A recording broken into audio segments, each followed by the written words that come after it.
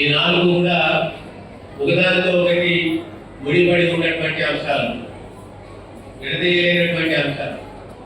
అయితే రాను రాను కాలక్రమేణా ఏమవుతుందంటే ఇవన్నీ కూడా విడిపోయి ఒకదానితో ఒకటి సంబంధం లేనట్టుగా అవి రూపాంతరం చెందుతూ వస్తున్నాయన్నమాట. ఉదాహరణ మనం తీసుకుంటే వ్యవసాయం దాదాపు గ్లోబలైజేషన్ అయిపోయింది. అనంతపురంలో ఈరోజు మనం ఏం పండిస్తామంటే అమెరికాలో ఏది అమ్ముకపోతే దానికి ప్రాధాన్యత మనం పండిస్తాం.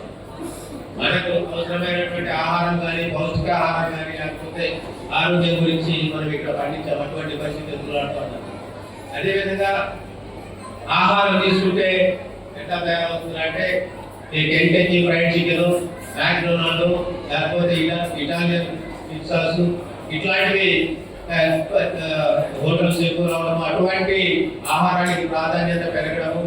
దానికి ముందు కూడా దాదాపు 30-40 సంవత్సరాలుగా కూడా కేవలం వరి, గోధుమే ఆహారం అన్న విధంగా అది పరిణామం చెందడం కూడా జరిగింది. దానివల్ల కూడా చాలా వరకు మన ఆహారంలో ఇంతకు ముందు 50-60 ఏళ్ళ కింద ఉన్నటువంటి ఆహారంలో చాలా ఉన్నటువంటి ఆహారానికి ఇప్పటికీ చాలా మార్పులు రావడము, ఇప్పుడు ఉన్నటువంటి ఆహారంలో పోషకాలు లేక అది కూడా మరి నిర్వీర్యం కావడం అనేది జరిగింది. దానివల్లే మరి ప్రజారోగ్యం, పబ్లిక్ హెల్త్ చాలా దెబ్బతినడం కూడా జరుగుతూ ఉన్నాం.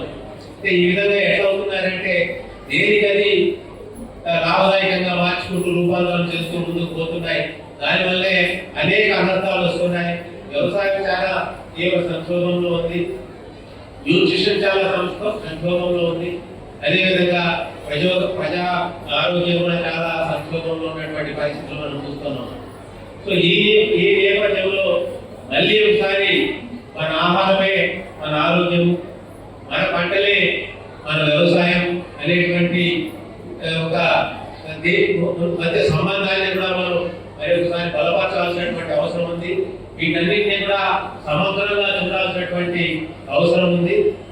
వ్యవసాయం కానివ్వండి, పంటలు కానివ్వండి, ఆరోగ్యం కానివ్వండి, ఇవన్నీ కూడా మనం సమగ్రంగా చూసి వాటిని మనం ఒక సమగ్రమైనటువంటి రూపంలో ఎప్పుడైతే ముందుకు తీసుకుపోతామో అప్పుడు చాలా వరకు మనం ఇప్పుడు ఎదుర్కొంటున్నటువంటి సమస్యలకు పరిష్కారం కూడా దొరుకుతుంది అని చెప్పి మేము నమ్ముతున్నాము.